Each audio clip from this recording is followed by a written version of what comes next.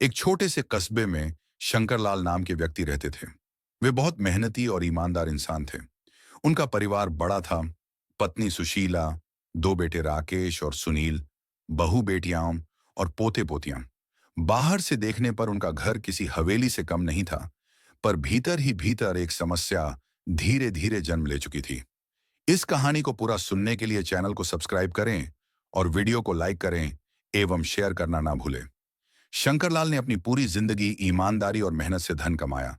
वे कपड़े का व्यापार करते थे और कस्बे में उनकी अच्छी प्रतिष्ठा थी। घर में सुख सुविधा की कोई कमी नहीं थी। परंतु जैसे जैसे बेटे बड़े हुए, घर में आपसी खटपट शुरू हो गई। राकेश शहर जाकर नौकरी करने लगा और आधुनिक सोच अपनाने लगा, जबकि सुनील पिता का व्यापार संभालने में लग गया।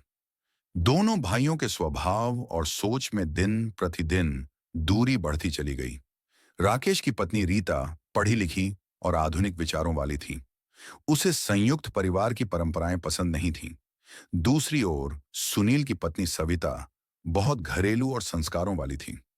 दोनों बहुओं की छोटी छोटी बातों पर तकरार होती रहती। धीरे धीरे यह तकरार बेटे और पिता तक पहुंच गई। राकेश कहता, पिताजी, अब जमाना बदल गया है। हमें अलग रहकर अपनी मर्जी से जीना चाहिए।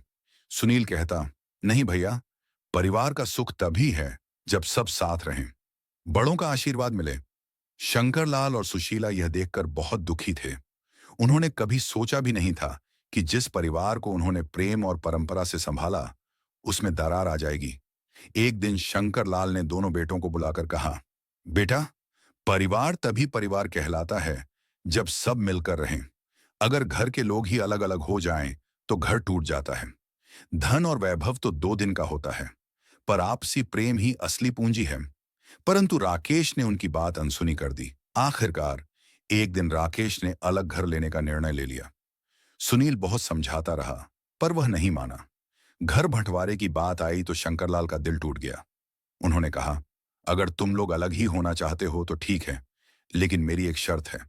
तुम दोनों को मेरी बात आखिरी बार माननी होगी। दोनों बेटे राजी हो गए।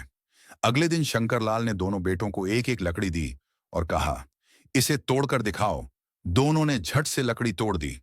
फिर उन्होंने लकड़ियों का एक बड़ा गट्ठर बांध कर दिया और कहा, अब इसे तोड़कर दिखाओ। दोनों ने कोशिश की, पर कोई भी गट्ठर नहीं तोड़ पाया। शंकरलाल बोले, यही परिवार का नियम है। जब एक एक होकर रहोगे तो जीवन की कठिनाइयां तुम्हें आसानी से तोड़ देंगी, पर जब सब साथ रहोगे तो कोई ताकत तुम्हें नहीं तोड़ पाएगी। उनकी आंखें भर आईं। राकेश ने गहराई से सोचा और उसे अपनी गलती का एहसास हुआ। उसने माता पिता और भाई से माफी मांगी और कहा, पिताजी, अब समझ गया हूं, परिवार से बढ़कर कुछ नहीं। मैं अब कभी अलग नहीं रहूंगा। रीता भी भावुक होकर बोली, मुझे भी क्षमा करें। मैंने आधुनिकता के नाम पर घर की शांति भंग की। अब मैं परिवार को मिलाकर रखने की कोशिश करूंगी। इस घटना के बाद घर में प्रेम और अपनापन लौट आया। बहुएं भी एक दूसरे की मदद करने लगीं। बच्चे दादा दादी के संस्कारों में पलने लगे। घर का माहौल फिर से हंसी खुशी से भर गया।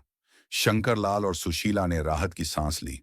उन्होंने मन ही मन सोचा, सचमुच परिवार का सुख सबसे बड़ा सुख है। धन दौलत और वैभव तो क्षणिक हैं, पर रिश्तों का प्यार ही जीवन की सच्ची पूंजी है। परिवार में एकता सबसे बड़ी ताकत है। आधुनिकता अपनाना गलत नहीं, पर अपने संस्कार और रिश्ते छोड़ना सबसे बड़ी भूल है। घर का असली सुख धन से नहीं, बल्कि आपसी प्रेम और सामंजस्य से मिलता है। बड़ों की बातें और अनुभव हमेशा जीवन का सही रास्ता दिखाते हैं।